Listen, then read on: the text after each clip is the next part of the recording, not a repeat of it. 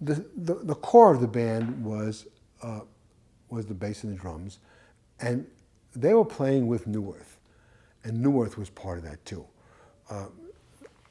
Neuwirth is not a great instrumentalist, but he can play that acoustic guitar pretty well, and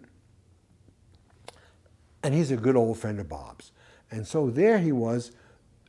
There was this band, and we added Scarlett, not at Paul Colby's, but outside.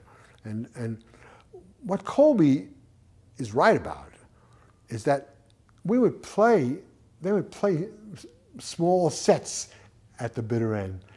And that would be a stunning surprise for people who were coming in. I mean, it wasn't listed in the paper, and they would come in, my God, it's Bob Dylan, and the band were playing, and trying out some of the new material, seeing how it would go.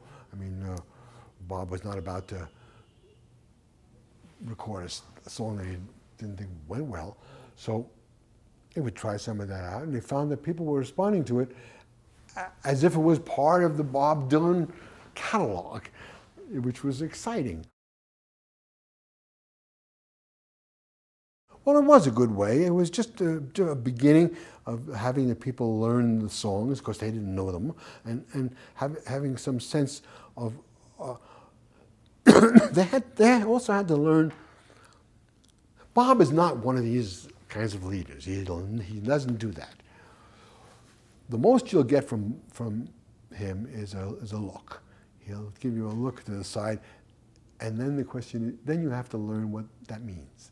You have to learn, does it mean come in, or does it mean stay out? and that's about all you'll get. And some people can respond to that beautifully. Emmylou Lou was amazing at that.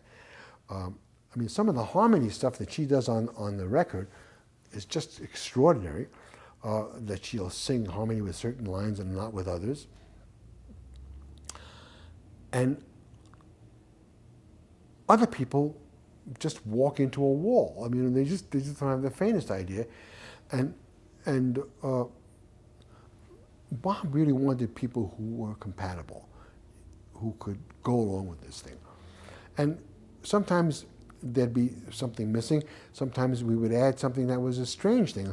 Like, I remember when we added a second violin. David Mansfield played this. He's a cherubic little fellow, and he played this terrific violin. And that was a very strange sound. I mean, who would ever dream that a pop rock, I don't know what to call this ensemble that we were putting together, would have two violins in it, you know?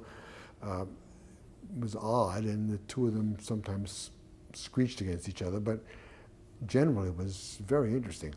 And they managed to learn to play together. And then there was a question of laying out for Bob to take a solo on the harmonica, accompanied by the guitar. And once in a while, there's one song, I can't remember what it was now, that's on this original mix that I don't think, where Bob plays a solo on strummed guitar. And I don't know any other, I've never heard a solo on strummed guitar before. He's just going, blah, blah, blah, blah. He's not individual notes. And there it was.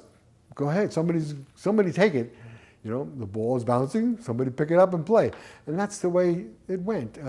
And those who could continued. Those who couldn't, didn't. And when it was time to leave and go out on tour, we went with those who could do it.